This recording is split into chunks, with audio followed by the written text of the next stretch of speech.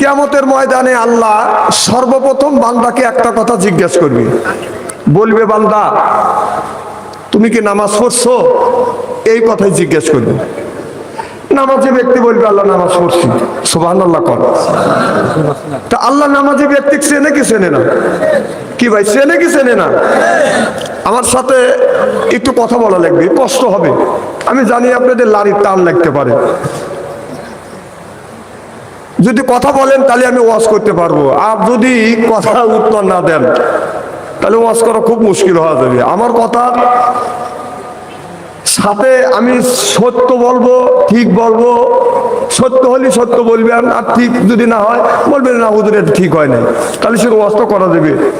ঠিক কিয়ামতের ময়দানে আল্লাহ বলবে বান্দা নামাজ পড়ছো? নামাজি ব্যক্তি বলবে আল্লাহ নামাজ পড়ছি। আল্লাহ বেনামাজি ব্যক্তি চেনে কি চেনে না? চেনে। আল্লাহ বেনামাজি ব্যক্তিকে ধরবে, ধরে বলবে বান্দা নামাজ পড়ছো?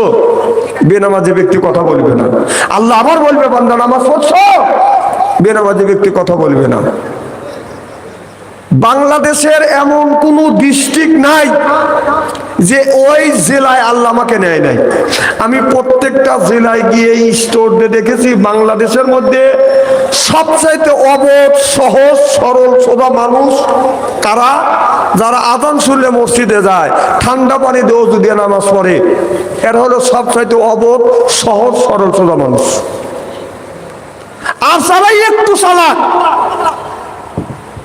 একটু যারা জ্ঞানী, একটু যারা চালাক, তাদের অত বড় ঠেকা পড়ে নাই যে পৌষ মাসে শীতের দিনে ওযু দিয়ে সালাত পড়া লাগবে। অত ঠেকা টাকার পরে নাকি? হেরা নামাজ পড়ে হলো 7 দিন পরে একদিন। 7 দিন নামাজ নাই। জুমার দিন টুপি মাথায় দিয়ে জুব্বা গায়ে দিয়ে মসজিদের আগের কাতারে দাঁড়ায়। 5 ওয়াক্ত যারা সালাত পড়ে না, নামাজ পড়ে না, শুক্রবারের দিন ওদের কারণে যারা 5 ওয়াক্ত সালাত আদায় করে, নামাজ পড়ে, ওরা সিরিয়াল পায় না। 7 দিন পরে একদিন টুপি মাথা দিয়ে জুব্বা গায়ে দিয়ে মসজিদের আগের কাতারে দাঁড়ায় আর বসে জোরে গলা খ্যাক করে দেখায় আমি কোলাইছি। এরকম মুসল্লি আছে না? আছে। আবার ওদের নামাজ আবার 2 রাকাতের ভিতরে সীমাবদ্ধ। ইমাম সাহেব 2 রাকাত নামাজ শেষ, এরা হলো 1 নম্বর ডিজিটাল মুসল্লি, সুর সুর করে বের হয়ে যায়। তারপরে কি ভালোভাবে যায়, মেহেরবানি করে পুরন জুতো থুয়ে নতুন জুতো নিয়ে যায়। না না, আমার কথা বুঝতেছেন না? পুরন জুতো থুয়ে নতুন জুতো নিয়ে যায়। যদি ধরা পড়ে, যদি বলে ভাইজান আপনি আমার জুতো নিলেন, কহ মাথা ঠিক নাই। এই দিকের মাথা ঠিক আছে, বার্মির জুতো 70 টাকা দাম, 50 গ্রাম ওজন, ওইটা রাখছি। 750 টাকা দাম পাটার জুতো, হাফ কেজি ওজন, তার মধ্যে ঢুকেছি। এদিকে যাতে মাতাল তালে ঠিক। তো আল্লাহ কিয়ামতের ময়দানে বলবে বান্দা নামাজ পড়ছো? বলবে যে আল্লাহ নামাজ পড়ছি। আল্লাহ বলবে নামাজ যখন পড়ছো আমার জান্নাতে যাও। তো নামাজি ব্যক্তি জান্নাতে যাবে, যায় জান্নাতের দরজার সামনে গিয়ে দাঁড়াবে, লক্ষ্য করে দেখবে বিরাট বড় তালা ঝুলতেছে। যা হাত লাগাবে তালা খুলে যাবে। সুবহানাল্লাহ, এটা জোরে কর। তার মানে হলো জান্নাতের মধ্যে প্রবেশ করলে। বেনামাজি ব্যক্তি তো চালাক কম না। ও মনে মনে বলবে দুনিয়ায় কত আলেম ওলামা বিধি প্রদর্শনকারী বলেছে যারা সালাত না পড়বে, নামাজ না পড়বে, তারা আল্লাহর জান্নাতে যেতে পারবে না। আমি জীবনেও নামাজ পড়ি নাই, আমার দাদাও পড়ে নাই, আমার আব্বাও পড়ে নাই। আজকে একটা মিথ্যা কথা বলে আল্লাহর জান্নাতে যাচ্ছি, কি খুশি। আমি কই এগিয়ে যা, ও জান্নাত তোমার বাবার না। ও যখন জান্নাতের দরজার সামনে গিয়ে দাঁড়াবে, লক্ষ্য করে দেখবে তালা ঝুলতেছে, যা হাত লাগাবে, ঠক ঠক করবে, খুলবে না। পাশেই থাকবে জান্নাতের পাহারাদার, ডাক দিয়ে বলবে জান্নাতের পাহারাদার, আল্লাহ জান্নাতে দিল আবার তালা লাগা রাখলো, চাবি কার কাছে দাও? নামাজ না পড়ি জান্নাতে যাইতে চায়। বলবে চাবি আমার কাছে না, চাবি আল্লাহর কাছে। বান্দা ফেরত চলে যাবে আল্লাহর কাছে। মনে মনে বলবে যে আল্লাহ কোটি কোটি মানুষের বিচার করতেছে, চাবি দেওয়ার কথা মনে হয় আল্লাহর মনে নাই। এইরকম ধারণা করুন আপনারা না, বেনামাজির গোষ্ঠী। ডাক দিয়ে বলবে, আল্লাহ রে, তুমি আমারে জান্নাতে দিলা, আবার তালা লাগা রাখলা, তো রাখলা, চাবিটাও তোমার কাছে রেখে দিয়েছো। বলবে, বুঝছি আল্লাহ, এত মানুষের বিচার করতেছ, মাথা তো ঠিক থাকে নাই, এই জিনিস চাবি দেওয়ার কথা তোমার মনে নেই। আল্লাহ বলবে, বান্দারে, তোমার কাছে কি আলেম ওলামা যায় নাই, ভীতি প্রদর্শনকারী যায় নাই? তারা কি বলে নাই, আসসালাতুল মিফতাহুল জান্নাহ? বলে আল্লাহ গিয়েছে, কিন্তু ওইটা কর্ণপাত করি নাই। আল্লাহ বলে, বান্দা, ওইটা যখন কর্ণপাত করো নাই, তোমার চাবি আমার গোডাউনে জমা নাই, তাহলে বলুন আমাদের দরকার আছে না বাদাল নাই? যারা নামাজ পড়ে না ওরা শয়তানের নানা, যারা নামাজ পড়ে না ওরা শয়তানের নানা। এবার আসুক কবরে আল্লাহ মজা দেখাইবে, যারা বেনামাজি ওরা পাজির পাজি, যারা বেনামাজি ওরা পাজির পাজি। এবার আসুক কবরে আল্লাহ মজা দেখাইবে। আমার ভাইরা, আমার মানুষ যদি মারা যায়, কুল্লু নাফসিন যায়কাতুল মউত, মরণের হাত থেকে কেউ বাঁচতে পারবে না, বাঁচা সম্ভব না। আদম থেকে শুরু করে এ পর্যন্ত যত গুণী মানুষ বাদাম দুনিয়া আসছে, একটা মানুষ আজরাইলের হাত থেকে গ্যাপ চিনে বেঁচে আছে, এরকম প্রমাণ কি পাওয়া যাবে? কি কর ভাই রে, আপনারা কথা কর না ভাই, আমার কতই কষ্ট লাগতেছে। আমার ভাইয়ের, আমার আল্লাহর নবী আখিরি জামানার পয়গাম্বর মুহাম্মদুর রাসূলুল্লাহ সাল্লাল্লাহু আলাইহি ওয়াসাল্লাম একদিন সাহাবীদের নিয়ে আল্লাহর নবী বসে আলোচনা করতে করতে এক পর্যায়ে আমার বিশ্ব নবী, আমার দয়াল নবী, আমার নবী বলে ফেললেন, আমার নবী বললেন, চুল পাকা মানুষ আর দাড়ি পাকা মানুষ আল্লাহর জান্নাতে কোনোদিন যেতে পারবে না। আমার বন্ধুগণ, আমার এইটা বলাও শেষ। এমন সময় আমার নবী কথা বলার সাথে সাথে একজন দাড়ি পাকা মানুষ, আপনার একজন চুল পাকা মানুষ বসে বসে বসে বসে কাঁদতেছে। আল্লাহ নবী বললেন, সাহাবী রে, কেন তুমি কাঁদো? সাহাবী বলে, ইয়া রাসূলুল্লাহ, ইয়া হাবিবাল্লাহ, আপনার সোনার জবান থেকে শুনেছি, ওগো নবীজি, আপনি বলেছেন চুল পাকা মানুষ, দাড়ি পাকা মানুষ আল্লাহর জান্নাতে যেতে পারবে না। ও নবীজি, আপনার কথা মিথ্যা হবে না, আমার চুল পাকে গেছে, দাড়ি পেকে গেছে, আপনি বলেছেন চুল পাকা মানুষ, দাড়ি পাকা মানুষ আল্লাহর জান্নাতে যেতে পারবে না, এই জন্য আমি বসে বসে কাঁদতেছি। আল্লাহ নবী বললেন, সাহাবী রে, এখন যদি আল্লাহ তোমাকে জান্নাতে দেয়, তুমি কি জান্নাতে যেতে চাও? সাহাবী বলে, ইয়া রাসূলুল্লাহ, ইয়া হাবিবাল্লাহ, ও নবীজি, জান্নাতের জন্যই তো আমরা নামাজ পড়ি, রোজা রাখি, হজ করি, যাকাত দেই। আল্লাহ নবী বললেন, সাহাবী, এই মুহূর্তে আল্লাহ যদি তোমাকে জান্নাতে দেয়, জান্নাতে দিলে তুমি জান্নাতের মধ্যে কি চাও? সাহাবী বলে, ইয়া রাসূলুল্লাহ, ইয়া হাবিবাল্লাহ, আল্লাহ যদি এই মুহূর্তে আমাকে জান্নাতে দেয়, তেমন কিছু আমার আশা নাই, কারণ আমি বুড়া মানুষ, আর বুড়া বয়সে আমি কি চাবো? আল্লাহ যদি জান্নাতে দেয়, জান্নাতের মধ্যে স্বর্ণের যেন একটা আল্লাহ বিল্ডিং বানা দেয়। আল্লাহ নবী বললেন, স্বর্ণের বিল্ডিং আল্লাহ দিবে। সুবহানাল্লাহ, একটু জোরে কর। বলতেছে, আল্লাহ, আমি বুড়া মানুষ, আর কি চাবো? বুড়ো মানুষের আর কতই আশা থাকে। যুবক হলে তার মনে মনে চিন্তা করে যে এক বউ ধরবো আর এক বউ ছাড়বো, আর বুড়ো মানুষের ওই আশা তো নাই, কে নাকি কর দেন কি ওই রকম আশা আছে? মোটেই নিয়ে 3 হ্যান্ড ছাড়া কেউ করবে চায় না, নিয়ত করে বসে আছে। সুযোগ পালি হয়, এই যে মানুষ বুড়ো হইতে চায় না। কারা বুড়ো হইতে চায় না? দাড়ি রাখে না, ওরা চিন্তা করে যে যদি দাড়ি রাখি তাহলে মুরব্বী হওয়া যাবো, মানুষ আমার চাচা বলবি, এই জন্যই ওরা দাড়ি রাখে না, না তাছাড়া আর কি খুঁজে পাবো? কর ছেলের বয়স, বাবার বয়স 70 বছর, ছেলের বয়স 20 বছর, ছেলের গাল ভরা দাড়ি, গায়ে হলো পাঞ্জাবি। বাবা 70 বছর বয়স, shirt, half shirt, full shirt গায়ে দেয়, মুখে দাড়ি নেই কে। রাস্তা দিয়ে যখন বাপ আর ছেলে হাইতে যায়, ছেলে বলে চাচা, বাপে বলে ভাই। বাবা খালি বগল গামলা কয় হা হা হা, ছেলে বুড়ো হয়ে গেছে। না না, তাছাড়া কি, মাথার চুল বাইকে গেছে, কলপ নিয়ে কালো করছে। যারা সাদা চুল কালো করে ওরা আল্লাহর জান্নাত তো দূরের কথা, জান্নাতের সুগরানো ওর নাকে আসবে না।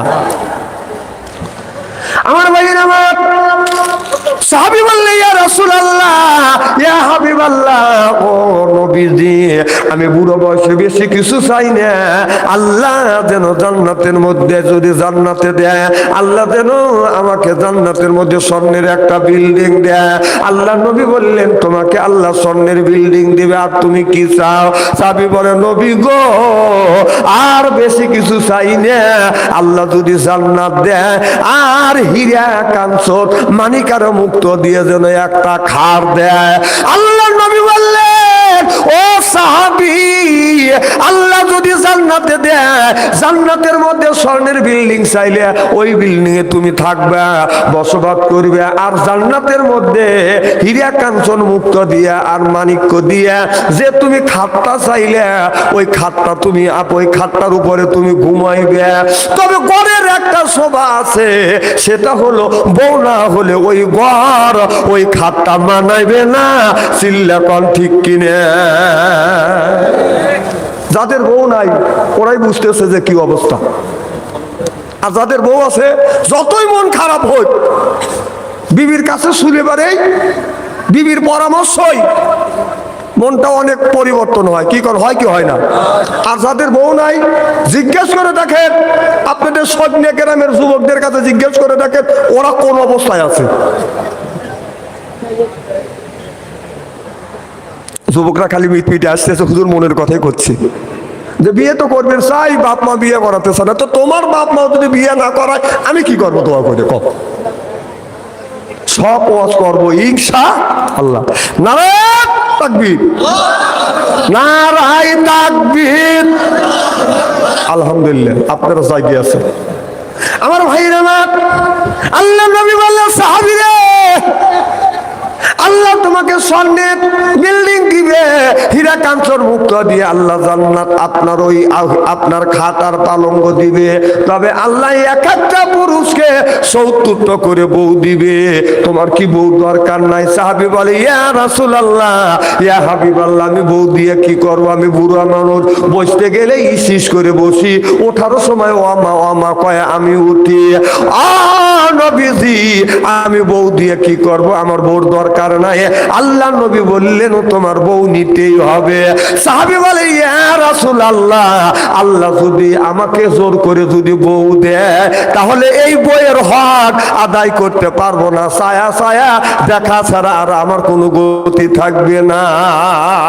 আমার ভাইরা আমার, আল্লাহর নবীর সাহাবী যখন এই কথা বললেন, আল্লাহর নবী বললেন ও আমার সাহাবী, আল্লাহ যখন তোমাকে জান্নাতে দিবে, এই জান্নাতে যখন দিবে এক একটা পুরুষকে বাদাম ৭০ করে বউ দিবে, ৭০ করে হুর দিবে, যাদের চেহারা এত সুন্দর হবে আপনার এই হুর আপনার জমিনে যদি থুতু ফেলতো, তামাম পৃথিবীর মাটিতে বাদান আতরের মতো গেরান হয়ে যাইতো। আর যদি পানিতে যদি থুতু ফেলতো, তামাম পৃথিবীর পানিতে আতরের মতো আপনার দুধের মতো সাদা হয়ে যাইতো। সিল্লাকান আল্লাহু আকবার। আল্লাহ আল্লাহ মিকুনা শামসু কামা, আল্লাহ আল্লাহ মিকুনা আরদু জামা, আনতুম আওলানা বাস্তুম মুসলিম কিসানাহায়, আনতুম আওলানা বাস্তুম মুসলিম হতা কামাহায়। জোরকান আল্লাহু আকবার। আমার ভাইরা আমার, হুর যদি পেতে চান, আল্লাহ বললেন ইন্নাল্লাযিনা আমানু, ইন্না মানে নিশ্চয়ই আল্লাহ চিনে সিবা যাহারা ঈমান আনবে ওই আল্লাহর উপরেও আমিলুস সলিহাত। আর যারা নেক কাজ করবে, নেক কাজের মধ্যে নামাজ আছে, রোজা আছে, হজ আছে, যাকাত আছে, কোরবানি আছে, ভালো ভালো কাজ, আল্লাহ নেক কাজের মধ্যে বাদান ঢুকা দিছে। এক নাম্বার ঈমান। আর দুই নাম্বার যারা নেক কাজ করবে আল্লাহ বলে কান্নাত লাহুম জান্নাতুল ফিরদাউস নুজুলা। সিল্লাকান আল্লাহু আকবার। এক নাম্বার ঈমান। আর দুই নাম্বার যারা নেক কাজ করবে ওই লোকটা যখন জান্নাতে যাবে, আর জান্নাতে যখন যাবে 70,000 হুর আসবে রিসিপশন করিয়া আপনার জান্নাতের মধ্যে বাদান নিয়ে যাবে। রিসিপশন করিয়া যখন জান্নাতে নিয়ে যাবে তাদের এত সুন্দর চেহারা হবে। আজকে আমাদের দেশের হুর নামে বাদান কিছু মহিলা আছে, পায়ে পরে হাই হিল করতেছে, কিলকিল ঠোঁটে লাগায় লটকে পি যুবকের দেয়ছি, এরপরে বোরখা ছাড়া চলে, পেটো খালি পিঠো খালি। আমি হিসাব করে দেখলাম ওই মেয়েটা অরিজিনাল শয়তানের শালি। কথা কর না কে? যুবকের হাতে তালি, চেনে না অলি গলি, সরকার ঠিক কিনা? এখন ভালো করে লক্ষ্য করে শুনুন, ভাই যখন একটা সাপ বানাতে যায়, ভাইয়ের জামার হাতা হলো বাদান ফুল, আর বাবির যখন ব্লাউজ বানাতে যায় হাতা হলো বাদান হাফ। আমি হিসাব করে দেখলাম ওরা দুইজন হলো শয়তানের বাপ। কত কন্যা কে? ভাই সাপ বানাতে যায় হাতা হলো ফুল, আর বাবি যখন আপনার ব্লাউজ বানাতে যায় হাতা হলো বাদান হাফ। আর ভাই যখন জামার যখন জুল দেয় জুলটা হলো কোমরের নিচ পর্যন্ত, আর বাবির যখন আপনার ব্লাউজের যখন জুল দেয় সেটা থাকে বাদান নাবির উপরে। কারণ আমি হিসাব করে দেখলাম ভাই যখন জামা গায়ে দেয় হাতা থাকে ফুল, আর জামার জুল থাকে বাদান কোমরের নিচ পর্যন্ত, আর বাবির যখন ব্লাউজ বানায় সেটা থাকে বাদান হাফ, এরপরে বাদান জুলটা থাকে বাদান নাবির উপর পর্যন্ত। আমি চিন্তা করলাম বাবিরটা কেন ভাই উদল রাখে, আর বাইরটা কেন আপনার ঢাইকে রাখে, ভাইয়ের পেটের মধ্যে কি আছে? আমি হিসাব নিকাশ করে দেখলাম ভাইয়ের পেটের মধ্যে আছে নারী আর বুড়ি পায়খানা আর প্রসাব, ওইটা বাদান রাখে বাদান আপনার ঢাইকে। আর বাবির পেটটা উচ্চ করে রাখে, কারণ বাবির পেটের মধ্যে থেকে হাফেজকারী মাওলানা মুক্তি হবে, ওই গুণে রাখে বাদান আগলা। দেখে যুবকেরা হয়ে যায় পাগলা। এরপরে ডাইন পাশে হলো বাদান কাটা, বাম পাশে আছে বাদান ফাটা, পিছনে হেসে কেসি গেট। চিল্লাকন ঠিক কিনে? কাটা ফাটা সে রাজামা নারী দিয়া গায়, কাটা ফাটা সে রাজামা নারী দিয়া গায়, ওর না উড়াইয়া নারী রাস্তা দিয়া যায়। জোরকন ঠিক কিনে? আমার ভাইরা আমার, যে মেয়েরা পেটটা বাদান বের করে রাখে ওই মেয়েদের চোখে, ওই মেয়েদের পেটে অনেক মানুষের বাদান চোখ পড়ে। কি কোন পড়ে কিনা? মানুষের কিন্তু চোখ আছে। আপনি যখন বেগুন গাছে যখন টাল দেন, অর্থাৎ লাউ গাছ কদু গাছের যখন জানলা দেন টাল দেন, সেইটা আমি লক্ষ্য করে দেখছি আপনার ওইটা দিয়ে বাদান আপনার পাতিলে একটা ছিদ্র করিয়ে বেগুনের টালে, কদুর টালে, লাউ গাছের টালে বাদান আপনার চুনকালি লাগাইয়া আপনার এইরকম করে বাদান টানা রাখে দুইটা চোখের মতো। আমি একজনকে জিজ্ঞাসা করলাম, ভাইজান আপনার বেগুন গাছে, কদু গাছে, লাউ গাছে এইরকম করে আপনার এক কালি দিয়ে পাতিল দিয়ে চুন দিয়ে এইরকম করে টানা রাখলেন কেন? বলো হুজুর মানুষের চোখ আছে। কথা বুঝতেছেন না? যখন বেগুন ধরে মানুষ বলে এত সুন্দর সুন্দর বেগুন, এত সুন্দর সুন্দর কদু, এত সুন্দর সুন্দর লাউ, কারণ মানুষের চোখে বিষ আছে। আপনার ওই আপনার বেগুন গাছ নষ্ট করে, কদু গাছ, লাউ গাছ নষ্ট করে। আর আমার মিয়া, আমার বউ যখন রাস্তা দিয়ে যায় মানুষ দেখে বলে হায় রে মাল। কতক্ষণ না কে? আমি তো ঠিক করবেনি বেগুন খেতেরও টালে পাতিল একটা সিঁদুর করিয়ে চুনকালি লাগাইয়া দিছে পাতিলের গায়, হায় হায় চুনকালি লাগাইয়া দিছে পাতিলের গায়। আমি জুয়ান একটা মাইয়া রাস্তা দিয়া যায় গো নারী বোরখা উড়াইয়া, তুমি জুয়ান একটা মাইয়া রাস্তা দিয়া যায় গো নারী ওড়না উড়াইয়া। জোরকন ঠিক কিনা? লজ্জাও করে না, লজ্জাও করে না। তোর বউকে যে সুন্দর করে সাজগোজ করাইয়া শর্ট কামিজ লাগাইয়া যে রাস্তা দিয়ে নিয়ে যাচ্ছি, পাবলিক কি কয়? আর পাবলিক কত রকমের মন্তব্য করে জানিস? যত মন্তব্য করবে, কেউ কেউ ইস, একজন কায়া, কথা কয় না, কথা কয় না, কথায় অবস্থা বলতেছি না না, যখন বলতেছি ইস আর একজন কায় আর কি বুঝতেছে? খুব খারাপ লাগতেছে মনে হয় না?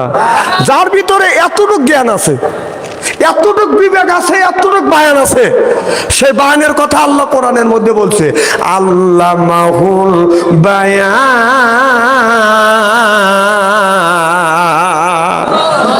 জোরকান আল্লাহু আকবার।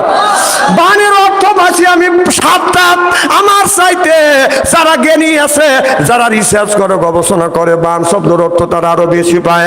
বান শব্দের অর্থ হলো জ্ঞান, বান শব্দের অর্থ হলো বিবেচনা, বান শব্দের অর্থ হলো চেতনা, বান শব্দের অর্থ হলো মেঘা, বান শব্দের অর্থ হলো প্রজ্ঞা, বান শব্দের অর্থ হলো বাদান ভাষা, বান শব্দের অর্থ হলো কথা।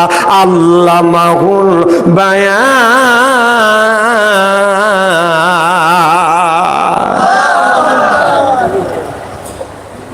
আমি একদিন বাসে উঠছি, টাঙ্গাইলের এক নারীবাদী আছে, নারীবাদীর সদস্য, ওরা বলে পুরুষ আর নারী সমান সমান অধিকার চাই। একদিন বাদান বাসে উঠছি, কথা কি বুঝতেছেন?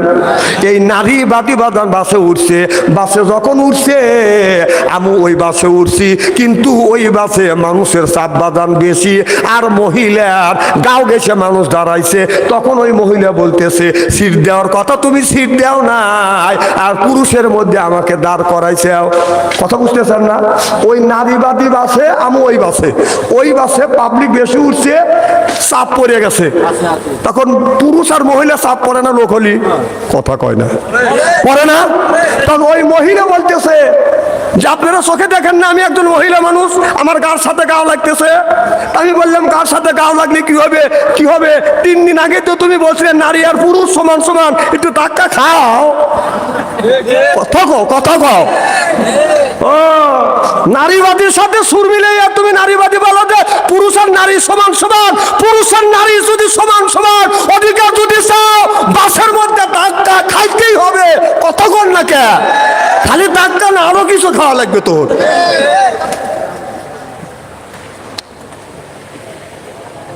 খুব কথা খারাপ লাগতেছে মনে হয়, তাই না? নারী মাঝে মধ্যে দেখলেন কি শুরু থেকে শেষ পর্যন্ত কোরআন হাদিস বর্তমান প্রেক্ষাপট মিলে কথা বলবো। তেল ওয়াজ আমি করি না, ওই ওয়াজ আমি জানি যে ওয়াজ করে মানুষকে আল্লাহ রাস্তা আনা যাবে না। জাকারিয়া নবীকে ধাওয়া ধরছে, জাকারিয়া নবী গাছের মধ্যে ঢুকছে, গাছ সহ জাকারিয়া নবীকে কেটে ফেলছে। এই ওয়াজ জানি, এই ওয়াজ করে মানুষকে আল্লাহ রাস্তা আনা যাবে না। এটা অন্যায়, এটা করা যাবে না, এটা নেই, এটা করতে হবে।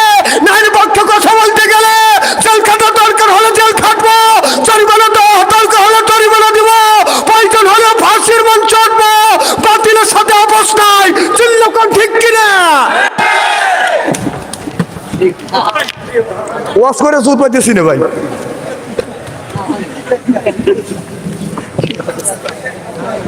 খুব কি খারাপ লাগতেছে নাকি?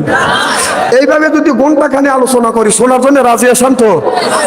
হাত তুলে দেখান তো দেখি, রাগ করবেন কারা কারা? না, আপনাদের মন মানসিকতা খুব ভালো আছে।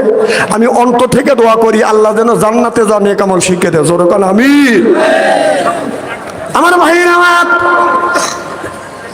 আজ থেকে প্রায় 20 বছর আগে ঢাকা 20 থেকে 25 বছর আগে যখন মহিলা মানুষকে যখন আপনার পুলিশে বাধা নিযুক্ত করলে, কথা বুঝতেছেন না, যখন মহিলা মানুষকে পুলিশ যখন নিযুক্ত করলো, আল্লামা দিলওয়ার হোসেন সাইদি কোরআনের পাখি তখন বলেছিলেন, একটা মহিলাকে বলেছিল, মা তোমরা যে পুলিশ হয়েছ কি করবে? বলে আমরা পুলিশ হয়েছি, আমরা আসামি ধরবো। এবার বলতেছে, মা তোমরা যে আসামি ধরবে, তোমাদের এই সম্পদটা দিয়েছে, এই সম্পদ রক্ষা করবে কে? উনি কথা খুব ভালো কথা বলছিল, কি কোন বলছিল কিনে, মা বোনদের কাছে যে সম্পদ আছে এর চাইতে মূল্যবান সম্পদ আসমানের নিচে জমিনের উপরে নাই। একটা নারীর জীবনে সবচাইতে বড় সম্পদ হলো সতীত্ব সম্পদ। সুবহানাল্লাহ, এটা জোরে কর। একটা পুরুষের জীবনে সবচাইতে বড় সম্পদ হলো কি সম্পদ? সতীত্ব সম্পদ।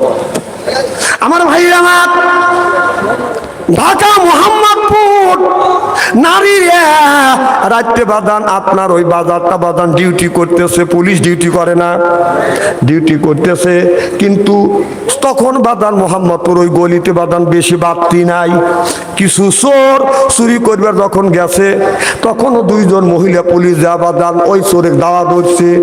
চোরটা দৌড়াতে দৌড়াতে পেপারে আসছিল অনেক দূরে বাদান যায়, টাকা দেখে যে মহিলা পুলিশটা মোটা, ওইটা বাদান পিস পড়ে গেছে, যেটা হালকা পাতলা চোরের পিস পিস যাচ্ছে। চোর মনে মনে চিন্তা করতেছে, আমি যে একজন পুরুষ, আমার পুরুষত্বা বাপ আছে, আর মহিলা দাঁড়া ধরবে আর আমি আগে আগে দৌড়াবো, আমার এবেও ধরা পড়ছি, এবেও জীবন শেষ, ওবেও জীবন শেষ। ঘুরিয়ে উঠে বাদান রাইফেল সহকারে জরা ধরে চিৎ করে শোয়া ফেলাইছে।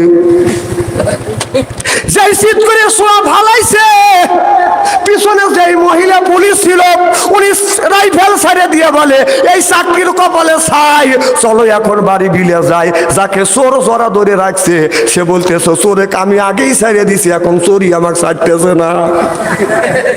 হাসেন না, হাসেন না। এই যদি মা বোনেরা পুলিশের চাকরি করুক, তারা পুরুষ আসামি ধরতে যাবে না, মহিলা আসামি ধরবে।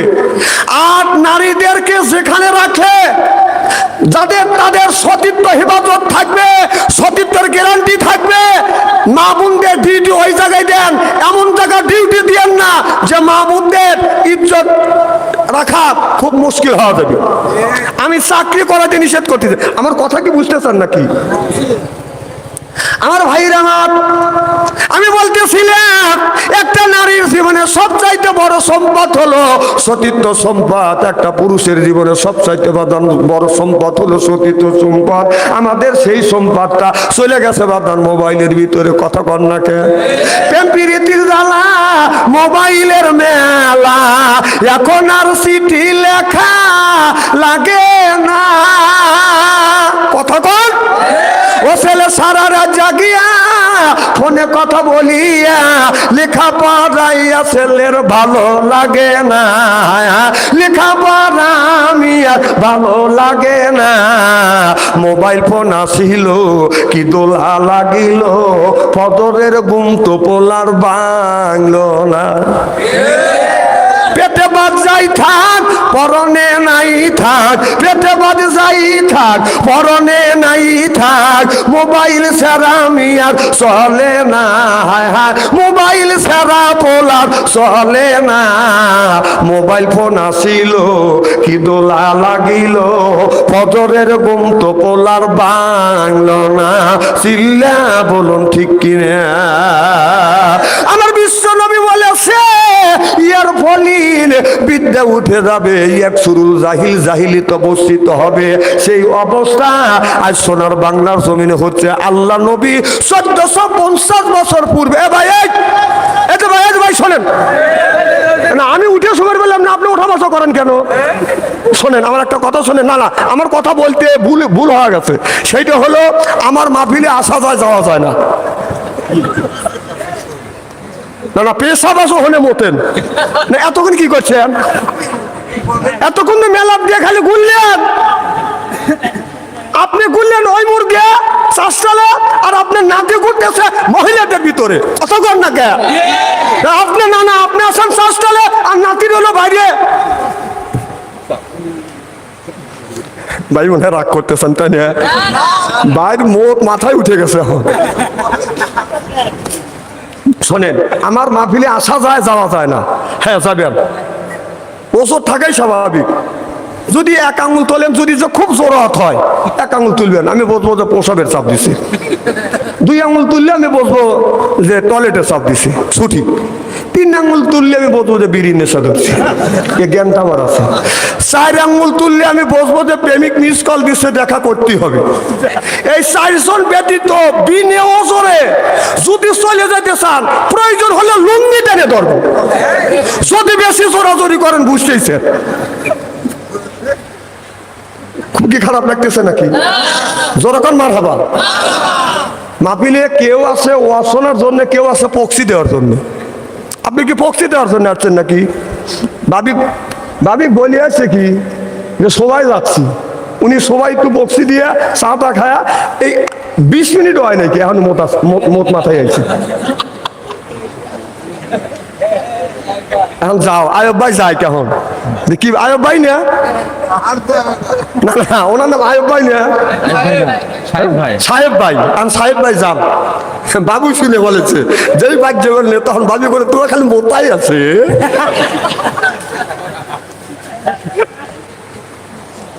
কি জানো বলতেছিলাম, কি বলতেছিলাম? মোবাইল।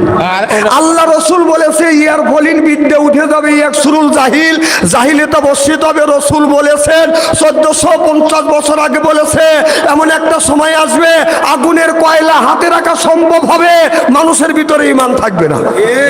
আমি এইটি আর রিসার্চ গবেষণা করলাম, চিন্তা করলাম যে এমন একটা সময় আসবে, জামানা আসবে, আগুনের কয়লা হাতে রাখা সম্ভব হবে, মানুষের ভিতরে ঈমান থাকবে না। সেই জিনিসটা কি হতে পারে? আগুনের কয়লা হাতে রাখলে হাত পুড়ে যাবে, গলে যাবে, আর ঈমান থাকবে না। ব্যাপারটা কি? 1450 বছর আগে আল্লাহ রসুল বলেছেন, এই 12 থেকে 15 বছর ধরে সেই জিনিসটা আমার কাছে ধরা পড়ছে। আগুনের কয়লা হলো মোবাইল। দেখবেন মানুষের হাতে মোবাইল আছে, আপনার চেহারা দেখলে মনে হয় চৌদ্দ আসমান থেকে গোসল করে আসছে, ওর দাড়ি দেখলে মনে হয় ইসরাফিলের ভাইরা, ওর সুব্বা দেখলে জিবরাইলের খালু, শয়তানের বেলা আলু, ওর কাজকর্ম দেখলে ইবলিস লজ্জা পায়। কতক্ষণ না কে? কারণ এক একটা ছেলে মোবাইলের মধ্যে প্রেম করতে করতে প্রেমের সেঞ্চুরি করছে।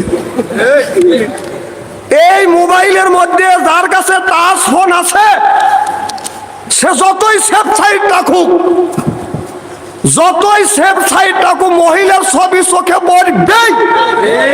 মহিলার ছবি চোখে বলে সে বড় আলেম হতে পারবে, মাওলানা হতে পারবে, কিন্তু আল্লাহর ওলি হতে পারবে না। ওলি শুধু হতে চায়, চোখটাকে নারীর থেকে হেফাজত করতে হবে। আগের জামানার অলিরা আপনার পানির উপর দিয়ে হাইটে গেছে। আমি অনেক অলিদের ইতিহাস পড়ছি। হযরত শাহ মকদুম, শাহজালাল, শাহপরান, এরা কুমিরের উপর দিয়ে হাইটে আসছে, জায়নামাজ পড়ে হাইটে আসছে, পানির উপর দিয়ে হাইটে আসছে, মাছের উপর সওয়ার হয়ে আসছে। আমি চিন্তা করলে দেখলাম যে দেখি তো আমি পানির উপর দিয়ে হাইটতে পারি নাকি। রমজান মাস, আমার গিন্নিকে বললাম যে দুইজন তাহাজ্জুদ নামাজ পড়ে বললাম তুমি সিহারি রান্না করো, আমি একটু নদীর কিনারে থেকে আসি। আমার কথা কি বুঝতেছেন? নদীর কিনারে যা জীবনে যতগুনি দোয়া কালাম শিখছি, যে হাঁটতে পারি নাকি। কারণ আল্লাহর ওলি শাহজালাল, শাহপরান এরা মাছের উপরে সোয়ার হয়ে আসছে, এরপরে জানে মাছের উপর দিয়ে হাইটে আসছে, নৌকা বানা আসছে, আমি তো হাঁটতে পারি নাকি। রাত তো পরে 2টার কাছাকাছি, পরে শেষ অনেক তো লোকজন নাই। আমি দোয়া কালাম পড়িয়ে যেখানে যেখানে ফুল হওয়া দরকার ফুলিছি, ফুলিয়ে বিসমিল্লাহ কয়া ডাইন পার পায়ে জমা গোসা তাও দিয়ে পানির মধ্যে দিচ্ছি, বররত করে ডুবে গেছে। চিন্তা করলাম যে আমি আর পানির উপর দিয়ে হাঁটতে পারলাম না। আমি পানির উপর দিয়ে হাঁটতে পারি, হয় আমার দাবাব দেন, না হয় না দেন। অত বড় আমি ওলি হইনি। তবে কেউ যদি ওলি হতে চায়, পানির উপরে দিয়ে হাঁটে যদি যেতে চায়, আপনার শাহ মকদুম, শাহপরানের মতো যদি কুমিরের উপরে সোয়ার হয়ে আসতে চায়, তাদের মতো যদি জায়নামাজের উপর দিয়ে পানির উপর জায়নামাজ পড়ে যদি নৌকা বানা আসতে চায়, নারীর থেকে এই চোখটাকে হেফাজত করতে হবে। কি করতে হবে? চোখ হেফাজত করতে হবে। সেই যিনি বলি যার কাছে স্ক্রিন টাচ ফোন আছে, ও বড় মাওলানা হতে পারবে, বড় ডিগ্রি নিয়ে বসে থাকতে পারবে, কিন্তু আপনার ওলি হতে পারবে না, কারণ যার কাছে টাচ ফোন আছে ও যে অর্ধ উলঙ্গ অশ্লীল ছবি দেখে নাই, আমি এটা বিশ্বাস করি না। কথা কয় না, কথা কয় না। কথা কি খারাপ বলতেছি নাকি? যতবারই হন, এই জন্যই সারা বাংলাদেশ ঘুরি আমি বাথম ফোন নিয়ে, আমি টাচ ফোন ব্যবহার করি না। কারণ যতই সেফ সাইড রাখি, মহিলার ছবি আসলেই আমার দিকে তাকা যদি বলে পিকু পিকু, তাহলে তো আমি আল্লাহর কাছে ধরা খাওয়া যাবো। এই জন্যই অনেক মানুষ কয় হুজুর সব আধুনিক জিনিস ব্যবহার করে, টাচ ফোন ব্যবহার করে আপনি করেন না কেন? কম টাচ ফোন ব্যবহার করে আপনি করেন, আমি করবো না, আমাকে বাধ্য করেন না। কারণ আমার যখন বাথরুম ফোন নিয়ে চলতেছে, আমাকে অন্যর্থভাবে পাপ করেন না। আর যদি কান দিয়ে টাচ ফোন ব্যবহার করতে হবে, অর্ধ উলঙ্গ ছবি যদি আমার চোখে আসে, যত পাপ হবে এর দায় আপনি নিতে হবে, তালিকা আমি ব্যবহার করবো। কয় না, আপনার পাপের বোঝা আমি মাথায় দেবো না। কম তালি আমাকে নিয়ে তোমার চিন্তা করা লাগবে না, তোমার চিন্তা তুমি করো। কিয়ামতের ময়দানে তুই যে বাথরুম টাচ ফোন চালাস, তুইও যাস, আর আমি বাথরুম ফোন চালাই, আমিও যাবো কিয়ামতের ময়দানে। কে আল্লাহর আদালতে ধরা খাওয়া যায়, ওই দিন দেখা যাবে কয় নম্বরে মৌলবী, তোমার সিরিয়াল নম্বর কত। কথা কর না কে?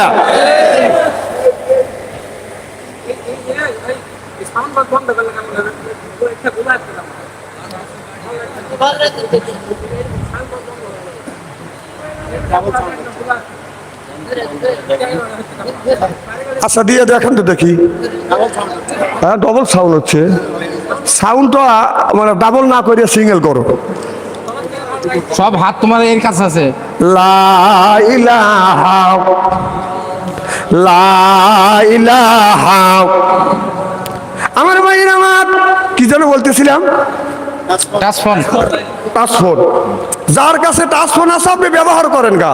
তবে আমি আপনাদের পায়ের নিচে হাত রেখে অনুরোধ করি, অনেক লোক টাচ ফোন ব্যবহার করে ইচ্ছা করিয়া, আর কিছু লোক টাচ ফোন ব্যবহার করে অনলাইনে কাজ করে। কাজের জন্য আপনি করেন, কিন্তু আপনার ছেলের বয়স হলো 10 বছর, তার হাতে স্ক্রিন টাচ ফোন দিচ্ছেন। মেয়ের বয়স হলো 10 বছর, তার হাতে স্ক্রিন টাচ ফোন দিচ্ছেন।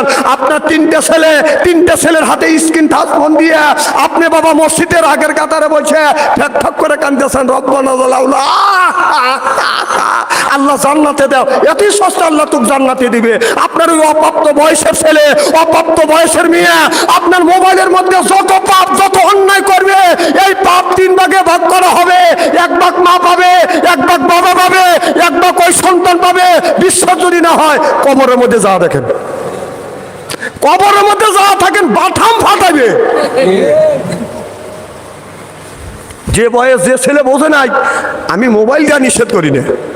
আপনার বয়স, আপনার ছেলে জ্ঞানী হয়েছে, জ্ঞান অর্জন করছে, পাপ পুণ্য বোঝা শিখছে, তার কাছে একটার কাছে 2টা দেন, আমার আপত্তি নাই। 8 বছরের ছেলে, 8 বছরের মেয়ের হাতে কোন জ্ঞানে, কোন বিবেকে আপনি টাচ ফোন দিয়ে ফেক ফেক করে ব্যবহার মসজিদে, আপনার জ্ঞান বিবেক নাই? অনেক বাচ্চারা ছোট কালে কান্নাকাটি করে না, কতক্ষণ কান্নাকাটি করে না। আপনি যদি সূরা ফাতিহা একবার, সূরা ফালাক একবার, সূরা ইখলাস একবার, সূরা ফালাক একবার, সূরা নাস একবার পরে যদি ফু দেন, 3 বেলা 3 বার ফু দিবেন, ছেলে কান্না বন্ধ হবে। সুবহানাল্লাহ, একটু জোরে কর। তো একদিন নামাজ পড়ে যাচ্ছে, এক মহিলা এসে বলতেছে, হুজুর আমার এই বাচ্চা কান্দিয়েছে, একটু ফু দিয়ে দেন। আমি ফু দিলাম, ফু দিয়ে চলে গেছি, 2 দিন আর খবর নাই।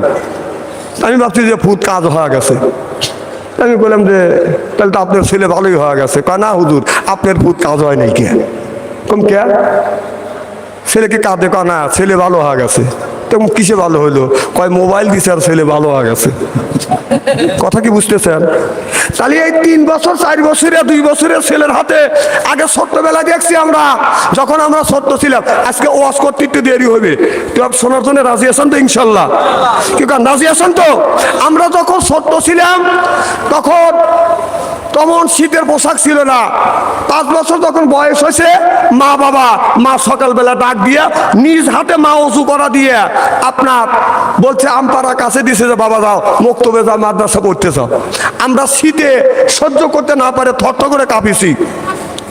মা কি করছে, আব্বার একটা লুঙ্গি এনে পেঁয়াজ দিয়ে মক্তবে পাঠাইছে। কি কোন পাঠাইছে কিনা কথা কয় না, কি কোন পাঠাইছে কিনা। তারপরে ছোট একটা বোন 4 বছর বয়স, মাথা নিয়ে তুই ছোট করে যাবো, মাদ্রাসা দেওয়া লাগবে। মা নিজ হাতে ওই ছোট বোনে কচু দেওয়াইছে, দেওয়ার পরে এরপরে ছোট বোন আমপাড়া নিয়ে থুর করে কাঁপছে, এরকম করে কাঁপিছে। মা কি করছে, মায়ের আর একটা শাড়ি এনে কান সহ বেঁধে দিছে, মক্তবে পাঠাচ্ছে। তে আমরা আগে দেখছি ছোট্টবেলায় 5 বছর 6 বছর যখন বয়স হয়েছে, ওই ছেলের হাতে মেয়ের হাতে আমপাড়া তুলে দিছে, কায়দা তুলে দিছে মাদ্রাসা মক্তবে পড়ার জন্য। আর এখন ছেলের বয়স আপনার 6 বছর 6 মাস 7 মাস 1 বছর না হইতে হইতে ওই মা ওই বাবা সব করে ওই ছেলের হাতে ওই বাচ্চার হাতে স্ক্রিন টাচ ফোন তুলে দিছে। কতক্ষণ না কে ওই বাচ্চা ছেলে কি দেখে, দেখে হলো টিকটক। কি দেখে, টিকটক করে কারা, টিকটক করে হলো আপনার 28 বছর 30 বছরের যুবতী। স্বামী বিদেশ গেছে, স্বামীর খায়, স্বামীর পরে, স্বামীর পরিয়া স্বামীর মোবাইল দিয়ে অন্য পুরুষের সাথে পরকীয়া প্রেম করে। কথা কয় না, কথা কয় না। তারাই আপনার 3 সেকেন্ড 30 সেকেন্ড টিকটক করার জন্য আধা ঘন্টা সাজে।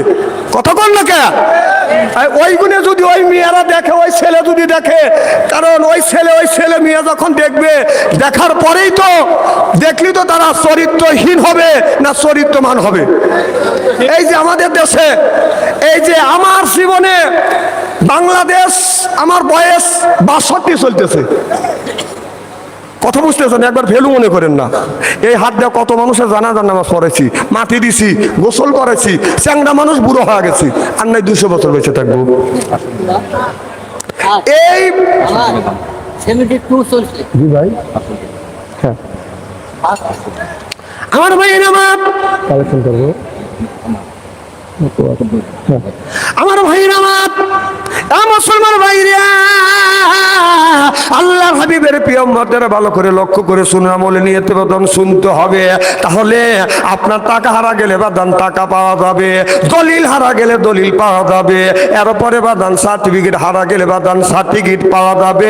কিন্তু কোন মানুষ যদি, কোন যুবক যুবতী যদি চরিত্র নামে সার্টিফিকেট একটিবারের জন্য যদি হারিয়ে ফেলে, জীবন ভরা খুঁজা বাদান চরিত্র নামে সার্টিফিকেট বাদান ফেরত পাবে না।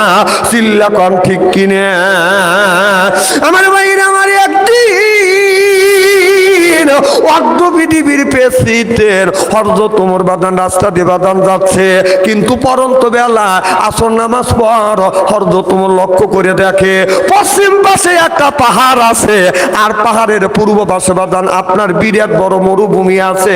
এখান দিয়ে একটা রাস্তা দিয়ে একটা যুবতী মহিলা বাদান হেঁটে যাচ্ছে। এই মহিলা মনে মনে চিন্তা করতেছে, আল্লাহ এই রাস্তা দিয়ে গেলে আমি মনে হয় সামনে যা একটা রাস্তা পাবো। মেয়েটা বাদান এগিয়ে যাচ্ছে, হযরত ওমর মনে মনে চিন্তা করতেছে, পরন্ত বেলা মরুভূমির ভিতরে, এরপরে গ্রাম নাই, গঞ্জ নাই, এরপরে পাহাড়ের পাশ দিয়ে মেয়েটা হেঁটে যাচ্ছে। এই মেয়েটা ধীরে ধীরে যেই জায়গা যাচ্ছে, গ্রাম থেকে অনেক দূরে চলে যাচ্ছে। একটু পরে সন্ধ্যা যদি হয়ে যায়, তাহলে ওই মেয়েটা কোন জায়গা দাঁড়াইবে, মেয়েটা ভয় পাইবে, হয়তো মেয়েটার ইজ্জত নষ্ট হয়ে যাবে। হযরত ওমর এই দৃশ্য দেখিয়ে মেয়েটার দিকে বাদান আস্তে আস্তে বাদান আগা যাচ্ছে। মেয়েটা হযরত ওমরকে দেখছে, ওই যুবকটা ওই মহিলার দিকে বাদান আগা আসছে। আর মেয়েটা মনে মনে চিন্তা করে, আল্লাহ আজকে 2টা দিন ধরে এই রাস্তা দিয়ে আমি হেঁটে যাচ্ছি, গ্রামের মধ্যে যাওয়ার জন্য যতই আগায় ততই গ্রাম থেকে আমি দূরে সরে যাচ্ছি। আল্লাহ একটা যুবক আমার দিকে আগা আসছে, আল্লাহ আমার চরিত্র নামে সার্টিফিকেট তুমি আমাকে হেফাজত করো, আমারে বাঁচা। আল্লাহ যেই যুবকটা আমার দিকে আগা আছে, আমার হাতে ছুরি আছে, এটা যদি ছিনতাই করে নিয়ে যায় তাতে দুঃখ নাই, গলার মালা আছে এটাও যদি ছিনতাই করে নিয়ে যায় তাতে দুঃখ নাই, এরপরে আপনার কানে দুল আছে সেইটা যদি ছিনতাই করে নিয়ে যায় তাতে দুঃখ নাই। আল্লাহ এই যুবকের হাত থেকে আমার চরিত্র নামে আমার চরিত্রটা তুমি হেফাজত করো। এই বলিয়া দিয়ে মেয়েটা যখন জোরে জোরে জোরে বাদান হেঁটে যাচ্ছে, এমন সময় হযরত ওমর মনে মনে চিন্তা করতেছে মেয়েটা মনে হয় আমারে দেখে ভয় পাইছে। হযরত ওমর পিছন থেকে ডেকে বলতেছে মা মা বলে ডাক যখন দিয়েছে, অমনি মেয়েটা বাদান আপনার মোটর সাইকেল যেমন হাত ব্রেক করে, মেয়েটা অমনি বাদান হাত ব্রেক করছে। মেয়েটা মনে মনে চিন্তা করতেছে আল্লাহ, যেই যুবকটা আমাকে মা বলে ডাক দিয়েছে হয়তো আমার গহনা চিন্তাই করে নিতে পারে, কিন্তু আমার চরিত্র নামে 7 ফিটের উপরে আপনার আঘাত করতে পারবে না। চিল্লা কর মারহাবা। ওমর যখন মা বলে ডাক দিয়েছে, মেয়েটা বাদান অমনি বাদান দাঁড়িয়ে গেছে। হযরত ওমর যখন এই মেয়েটার সামনে যখন এসে গেছে, মেয়েটা হযরত ওমরকে দেখে বাদান থর করে কাঁপতেছে। হযরত ওমর বাদান অনেক লম্বা মানুষ ছিল। এবার মেয়েটাকে দেখে হযরত ওমর বলতেছে মা তুমি কই যাচ্ছ? এবার মেয়েটা বলতেছে বাবা গো, আমি এই দেশের বাসিন্দা নয়, আমি যাচ্ছি অর্ধ পৃথিবীর প্রেসিডেন্ট হযরত ওমরের সাথে দেখা করবার জন্য। চিল্লা কোন আল্লাহু আকবার। কার সাথে দেখা করার জন্য? জোরকান কার সাথে? একটা ঘটনা ঘটছে, বলবো কি একটু? হযরত ওমর 10 বছর রাষ্ট্র পরিচালনা করছে। যখন হযরত ওমরের 8 বছর রাষ্ট্র পরিচালনার বয়স শেষের দিক, ওই সময় একটা মেয়ের 6 মাস ধরে বিয়ে হয়েছে, 8 মাসে গর্ভবতী। কয় মাসে? কথা কয় না। কয় মাস? 6 মাস ধরে বিয়ে হয়েছে, 8 মাসে গর্ভবতী। তখন স্বামী বলতেছে যে তোমাকে 6 মাস ধরে বিয়ে করলাম, তোমার 8 মাসে পেটে বাচ্চা, এই পাপের কাজ কার সাথে করছো? এই পাপের বোঝা আমার মাথার উপরে চাপাচ্ছ। মেয়েটা বলতেছে স্বামী এটা আমার বৈধ সন্তান। এই কথাটা ছেলের মা মেয়ের মা, ছেলের বাবা মেয়ের বাবা, এরপরে গ্রামবাসী মেম্বার চেয়ারম্যান জানার পরে হই হই রই রই শুরু হয়ে গেছে। কি চাও? একটা মেয়ে 6 মাস ধরে বিয়ে হয়েছে, 8 মাসে গর্ভবতী।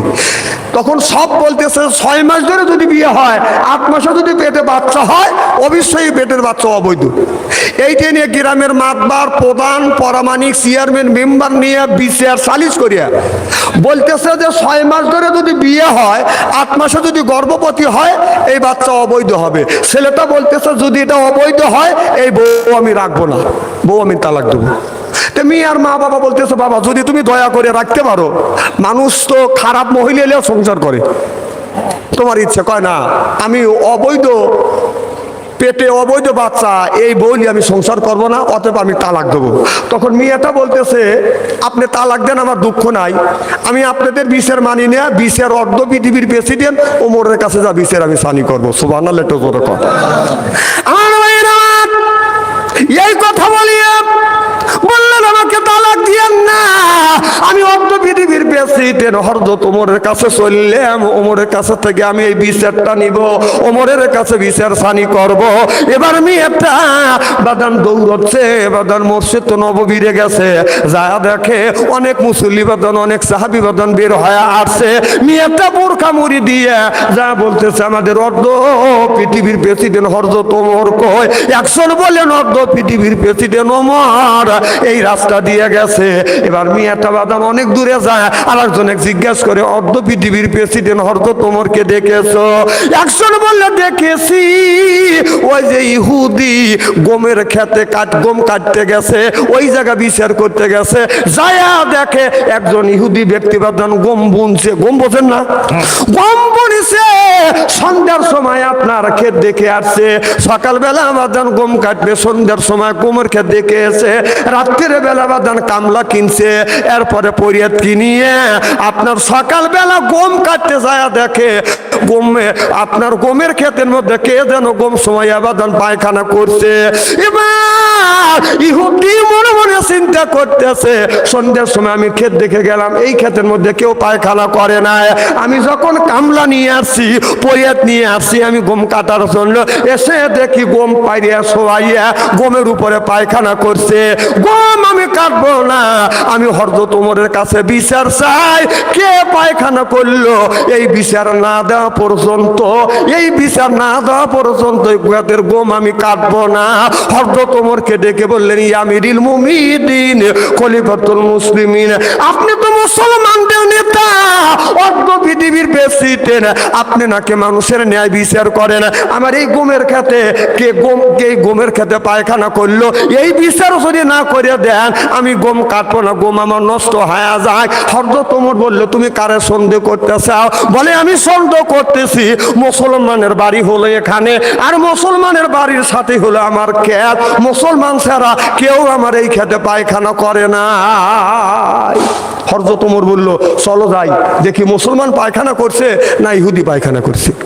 হযরত ওমর ওখানে যাইয়া পায়খানা করছে, চতুর্দিক দিয়ে হযরত ওমর বাদান ঘুরিয়া মনে মনে আপনার ঘুরিয়া বলতেছে এই পায়খানা মুসলমান করতে পারে না, ইহুদি পায়খানা করছে।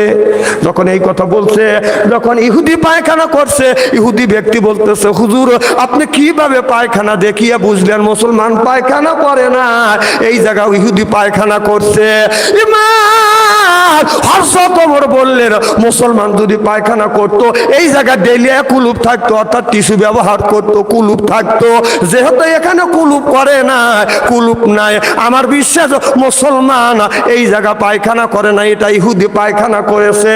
যে ইহুদি ব্যক্তি পায়খানা করিয়ে মুসলমানের উপরে যখন দায় চাপা দিয়েছে ইহুদি, তখন হযরত ওমরের হাত ধরে বলে ইয়া আমিরুল মুমিনিন, পায়খানা দেখে আপনার পায়খানা দেখে যিনি চিহ্নিত করে মুসলমানের পায়খানা ইহুদির পায়খানা, হুজুর আল্লাহর কসম করে বললাম এই পায়খানা আমি করছি আর ইহুদি থাকতে চাই না, আমারে মুসলমান বানিয়ে দেন।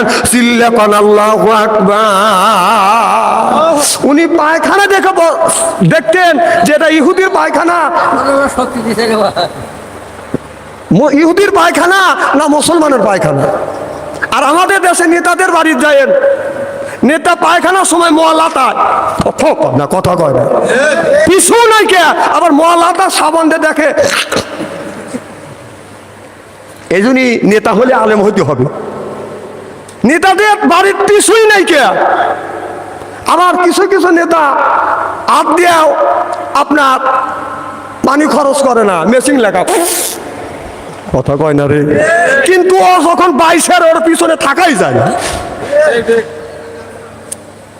কথা কি খারাপ বলতেছি নাকি? তুলে দিয়েছেন রাত 12টার সময়, আমি কি ওয়াজ করবো কোন এখন?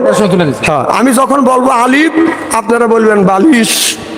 12টা বাজেনি, হ্যাঁ না 12টা বেজে গেছে। যাই হোক, আর অল্প সময় যদি আলোচনা করি, শোনার জন্য রাজি আছেন তো ইনশাল্লাহ? নারে তাকবীর, আল্লাহু আকবার, নারে তাকবীর, আল্লাহু আকবার। আমার ভাইরা আমার, হযরত ওমর এই বিচার করে যখন আসবে এমন সময় মেয়েটা যা সালাম দিলে আসসালামু আলাইকুম ইয়া আমিরুল মুমিনিন খলিফাতুল মুসলিমিন, আমি আপনার কাছে আসছি। খুঁজতে খুঁজতে মসজিদে নববীতে গেছি। কয় কেন গিয়েছিলে? বলো হুজুর 6 মাস ধরে আমার বিয়ে হয়েছে, আমার পেটের বাচ্চার বয়স হলো 8 মাস, আমার শ্বশুর বলো অবৈধ সন্তান, আমার শাশুড়ি বলো অবৈধ সন্তান, আমার মা আমার বাবা বলো অবৈধ সন্তান। হুজুর গ্রামের মাতবার চেয়ারম্যান মেম্বার সবাই বলে অবৈধ সন্তান। হুজুর আল্লাহর কসম করে বললাম এটা আমার অবৈধ সন্তান না, এটা হলো আমার বৈধ সন্তান। চিল্লাকান আল্লাহু আকবার। হুজুর আমি আপনার কাছে বিচার সানি করবার জন্য আসছি, আপনি নিজ বিচার করে দেন। হযরত ওমর আপনার খবর পাঠাইলেন, আপনারা সেরাসেরি করেন না, আগামী কাল সকাল 10টার সময় আমি এই বিচার করে দিব এটা বৈধ সন্তান না অবৈধ সন্তান। সব মানুষ বাদান স্থির হয়ে গেল, এলাকার মেম্বার চেয়ারম্যান প্রধান এরা বাদান এক পক্ষ হয়ে গেল। হযরত ওমর কি বিচার করে দেখা যাবে। এবার হযরত ওমর সারা রাত আপনার হিসাব নিকাশ করছে, হাদিস কোরআন দেখিয়ে এই মেয়েটার পেটের বাচ্চা বৈধ হবে না অবৈধ হবে এটার বাদান কোনো ফয়সালা আনতে পারে নাই। হযরত ওমর ফজর নামাজ পড়িয়া মনে মনে চিন্তা করলেন, আল্লাহ নবী বলেছে আনা মাদিনাতুল ইলমি আলিমুম বাবুহা, আমার নবী বলেছে আমি নবী ইলমের শহর, আলী হলো তার দরজা।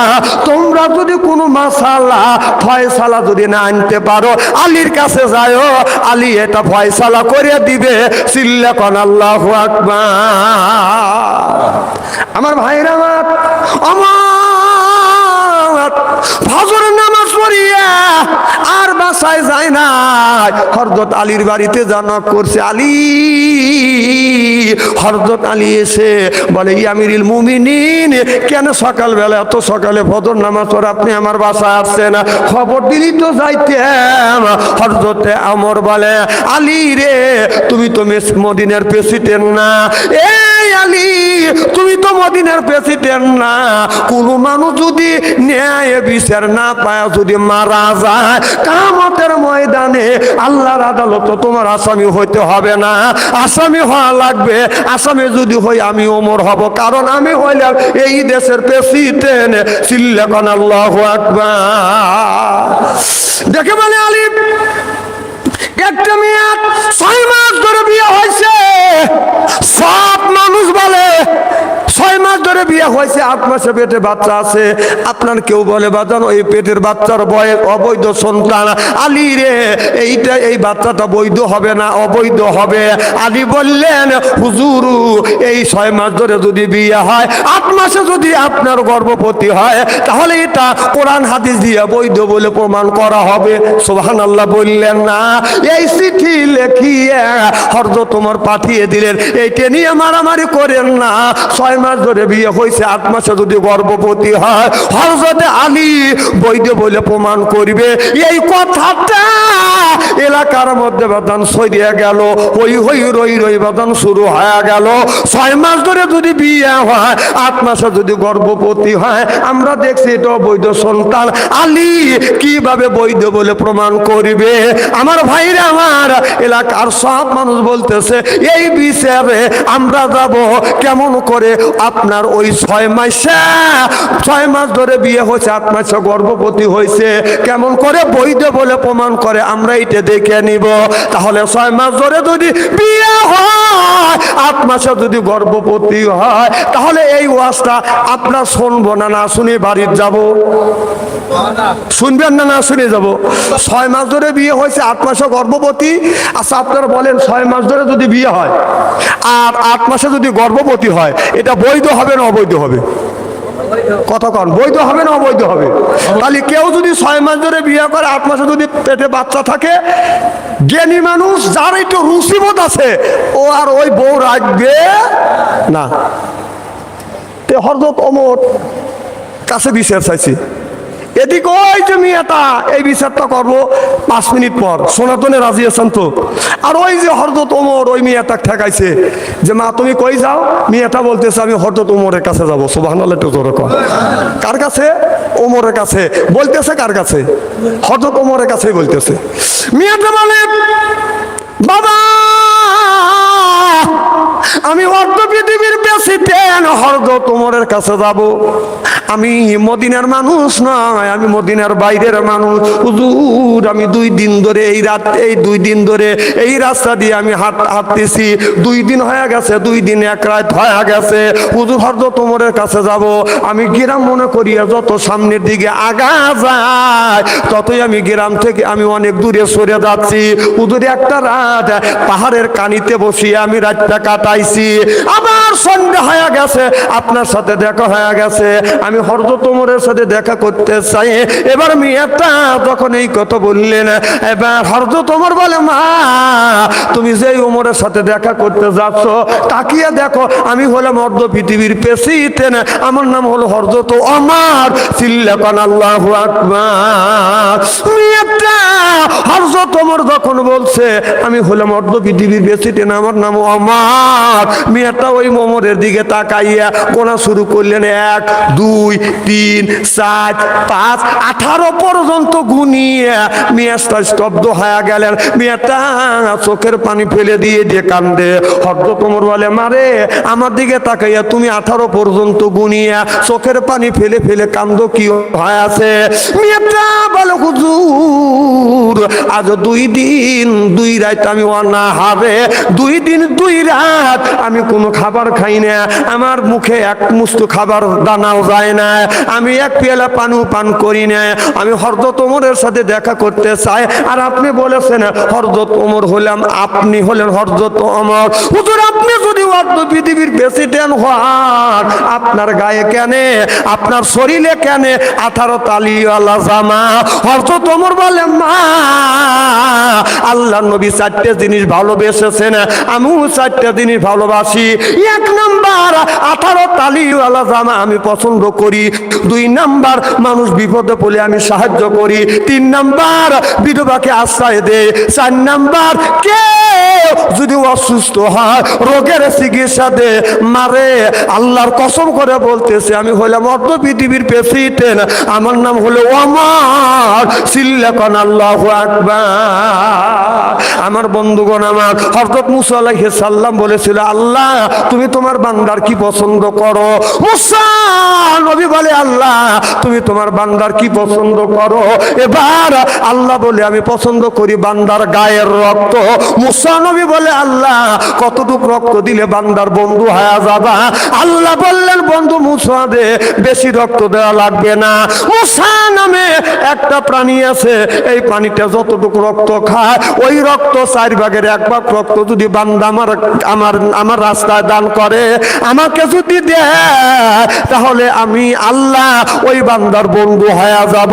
তাহলে যে আল্লাহ এই মুসা নামে পানি আছে, ওই পানিটা যতটুকু রক্ত পান করে এতটুকু রক্ত যদি আল্লাহকে যদি দেওয়া যায়, আল্লাহ যদি আমার বন্ধু হয়, আমরা কি আল্লাহ রাস্তায় একটু রক্ত দেওয়ার জন্য রাজি? রাজি। কারা কারা রাজি? আমি তাকবীর দেবো, হাত তুলে দেখান। নারে তাকবীর! হাত টান টান করেন, টান টান করেন, টান টান করেন। আল্লাহ দেখুক। রাজি আছেন তো ইনশাআল্লাহ? হাত নামান। ভাইজান একটা চাকু আর প্লেট আনে নাই মনে হয় না? না। আচ্ছা দেখি না। স্যাক্রিফাইস করা যায় নাকি? স্যাক্রিফাইস করা যায় নাকি? মুসা নবী বললেন, আল্লাহ তোমার বান্দা যদি রক্ত দিয়ে রক্ত ক্ষয় অবস্থা মারা যাবে, আল্লাহ তুমি একটু স্যাক্রিফাইস করো।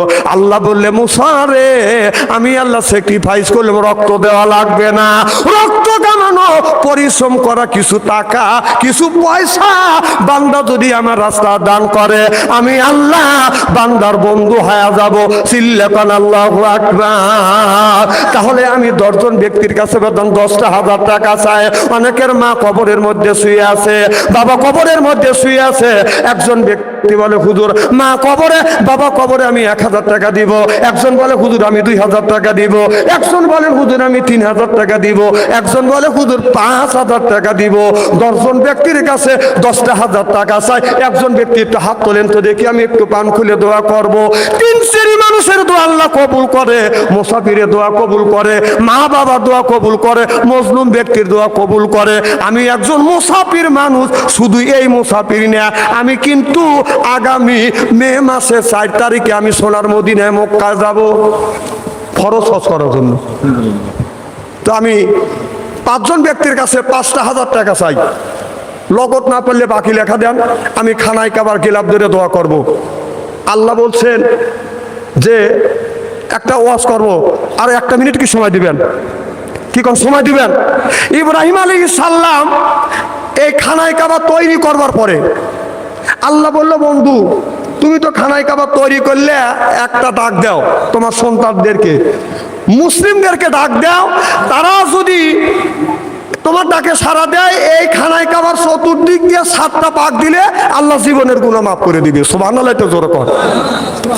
ইব্রাহিম আলাইহিস সালাম বলে, আল্লাহ ডাক দিলেন, ও দুনিয়ার আমার সন্তানেরা, এই যে খানায় কাবায় আল্লাহর হুকুমে বানাইছি, এই খানায় কাবার চতুর্দিকে 7টা পাক দিলে জীবনের গুনাহ মাফ হয়ে যাবে।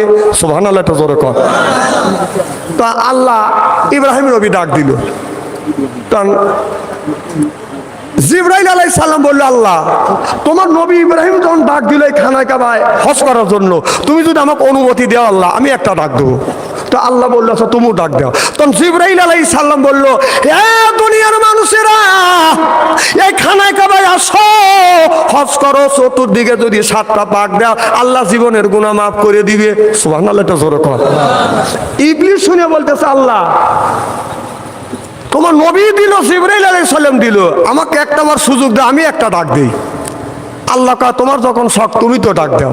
তখন শয়তান ডাক দিল, ও দুনিয়ার মানুষেরা, খানায় কাবায় আসো, চতুর্দিক দিয়ে 7টা পাক দিলে জীবনের গুনাহ আল্লাহ মাফ করে দিবে। শয়তানও স্বীকার করে। সুবহানাল্লাহ, এটা জোরে কর। আল্লাহ 3 জনের দোয়াই কবুল করছে। কয়জনের? 3 জনের ডাকে কবুল করছে। যারা ইব্রাহিম আলাইহিস সালামের ডাকে সাড়া দিয়ে হজে যাবে, তারা হজ করবে, সঠিকভাবে হজ করে এসে এই এলাকায় বসবাস করবে, যতদিন বেঁচে থাকবে হজ ঠিক রাখবে।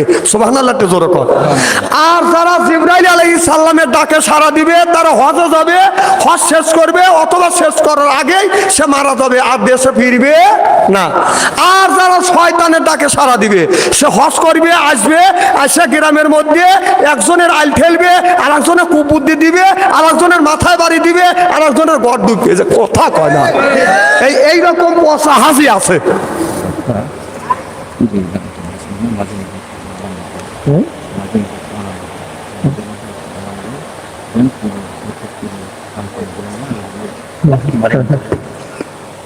আচ্ছা, এ ভাই চলে যান কে? যাবে না, থাকবে একটু। আচ্ছা, খুব কি খারাপ লাগতেছে? না তালি যারা ইবলিস শয়তানের ডাকে সাড়া দিবে, তারাই হলো আপনার কি করবে? তারাই এই যে বন্ড মাজার পুজোরি আছে না নাই? আচ্ছা, নামাজ নাই, রোজা নাই, বান্ডারি গজল গায়। বলবো কি একটু? বলে বাবা বান্ডারি আলিফ লাম মিম 3 হরফে 30 পারা কোরআন, তার ভিতরে বান্ডারি কয় বাড়ি গাড়ি পাবি। ও যে বান্ডারি করিলে দোয়া, যেথায় যাবা চাকরি পাবা, কাগজ আর কলম ছাড়া করে মাস্টারি। বাবা দয়াল বান্ডারি কাগজ আর কলম ছাড়া করে মাস্টারি, কাগজ আর কলম ছাড়া করে মাস্টারি। বাবা দয়াল বান্ডারি বাচু আনসারি কয় অল্প দিনে তোর কপালে গুড়ি রে, তোর কপালে গুড়ি। জোরকন ঠিক কিনে? ওলি আল্লাহ বাংলাদেশ, শাহমুকদমের বাংলাদেশ, সৈয়দুল্লাহর বাংলাদেশ, খান জাহানের বাংলাদেশ। আল্লাহর ওলিরা জমিনের বুকে এসে বুকের তাজা রক্ত বুলেঙ্কিত করে দিয়ে এরপরে ইসলামের পতাকা উড্ডিং করেছে। সিল্লেকন ঠিক কিনা? আর আমাদের দেশে নামাজ নেই, রোজা নাই, সন্ধ্যা গেছে, কারেন্ট চলে এখনো তো আইলো না, গরমের জ্বালায় কাপড় সুপুর ঠিক রাখা আর গেল না। ও তেল খাটে না, জাগাবো না, মাটি কেটে খাগা। মানে বাবারটা বাবার খাও আর কোকো করো, তাই না? কতক্ষণ না কে? এরকম বন্ড ফন্ড আছে না নাই? এই বন্ড থেকে আমাদের বিরত থাকতে হবে। এটা হলো ভণ্ডামি, এর ছাড়া ভণ্ডামি আল্লাহর জমিনে হয় না। কারণ এগুলো হলো হিন্দুদের প্রথা। ঠাকুরের বেটা ঠাকুর যদি পাগল হয়, সেও ঠাকুর হয়। কথা বোঝেন নাই? আর আমাদের দেশে পীর নামে কিছু লোক ব্যবসায় করে, কিছু লোক ব্যবসা করে।